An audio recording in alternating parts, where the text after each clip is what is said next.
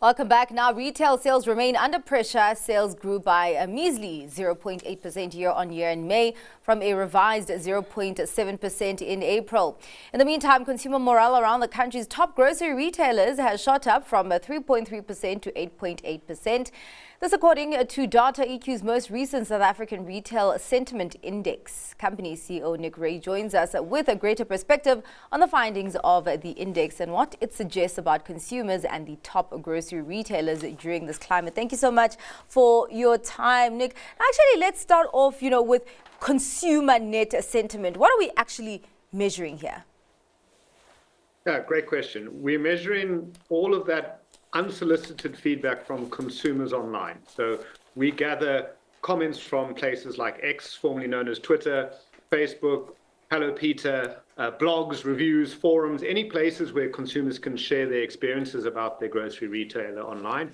We collect all that raw data and then we process it using a combination of some very clever artificial intelligence and what we call a crowd, which is a large distributed workforce of humans who we pay to label the data and to boost the accuracy of the AI. One of the main things we ask them to do is determine the sentiment of the customer towards the retail brand. And the net sentiment is all the positive conversation, less all the negative conversation, shown as a percentage. So if a retailer is in net negative sentiment, they have more complaints about them online than they have praise. And as you just said, the industry for the year in review here, which was the whole of last year, Jan to December, was actually net positive. So there was more positive comments about the big retail grocery brands than there were complaints. Well, I wanted to maybe speak then about what we are seeing consumers say about the retailers. We know that right now South African consumers are cash-strapped and price-sensitive, which means that they're also sentimental, a little bit more sentimental than they might be, in a different kind of economic climate. Yeah, absolutely. We saw pricing sentiment drop year on year from our study last year, so it fell by nearly 10 percentage points. So consumers are definitely feeling that pricing pinch. And those retailers who have managed to deliver better than average prices to the market have definitely seen their operational net sentiment being boosted, with ShopRite actually coming on top in this year's study, having the best sentiment towards the pricing out of the brands in the study. But in terms of overall sentiment, Woolworths wins here, right? And I'm wondering then, what are the leading indicators here? And does it also include price or not? It does. So we looked at it across 3 dimensions: pricing, customer service, and products. Okay. And Woolworths is incredibly dominant on the product space, from product quality to the range and diversity of what they offer, as well as a lot of praise towards their house brands, which has always been a major strength of Woolies. They've also they've gone backwards from a pricing perspective. The sentiment, they had the biggest drop, actually, minus 34% change in pricing sentiment. So people are finding Woolies more expensive than they did last year, but they were coming off a very high base. So they're still in net positive territory there. And customer service, they are third in the industry, but also in a net negative place. So that means they've got more complaints about their customer service than they do praise. But that's consistent across all of the brands. They're all in net negative territory for customer service. So definitely an area for improvement. Let's talk a little bit more about customer service. What exactly are we seeing consumers say here? What would they like their retailers to do more in order for them to feel that they are better taken care of?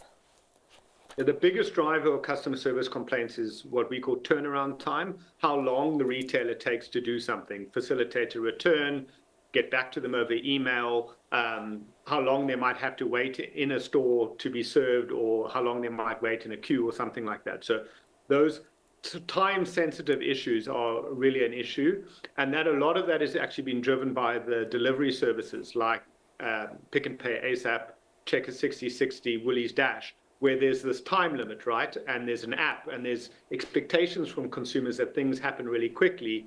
And those services, whilst they've driven a lot of convenience for customers, have created an expectation around time as service relating to to those deliveries. So when things go wrong, you don't get the avocados you ordered, or the driver can't find your house, the customers are then often trying to get hold of the retailer.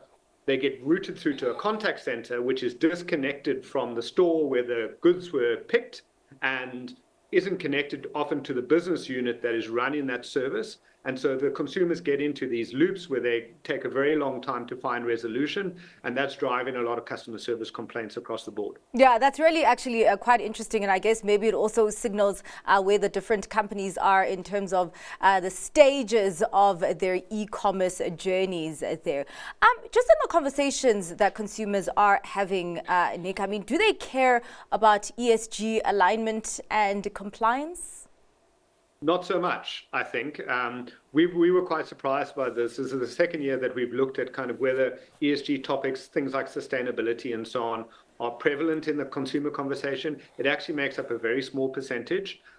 Most of it is negative and is focused on the brand's social and governance side of things, not so much the environmental side, how they treat their staff, whether they're laying off workers, how they're paying their staff. Some focus on supply chain, but it's mostly complaints. The only brand that seemed to drive some positivity was with Woolies, their kind of good business journey and the work they're doing around showing how they're sourcing goods that is beneficial to the environment and to consumers' health. That did get some traction, but it's actually a drop in the ocean in terms of the total conversation volumes. Before we let you go, Nic, let's talk about rewards. I think it's an important one here. Of course, everybody's got a rewards program, but not all rewards programs land quite the same. What are South African consumers looking for in rewards, specifically at this time, of course, like we've mentioned, cash-strapped, looking for value and a bargain?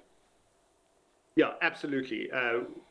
Deals and clever partnerships. So actually, Pick n Pay's extra Shoppers Eco Saving, the Pick n Pay Smart Shopper program was actually the most spoken about and that had the highest net sentiment. And a lot of that was down to clever partnerships with banks and other providers that allowed the shoppers to get good deals across not just the retailer, but connecting to other industries like banking and telcos. So Pick n Pay has done particularly well.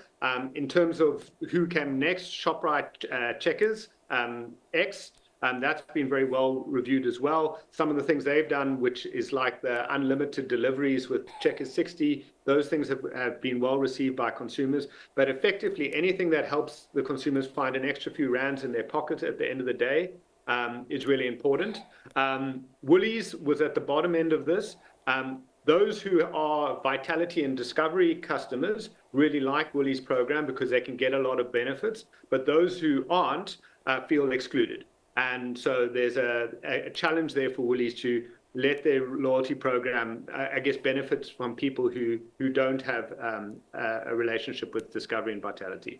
Which reminds me, I need to get my rewards cards loaded on my phone. Thank you so much for your time, Nic. That was Nic Ray, CEO of DataEQ.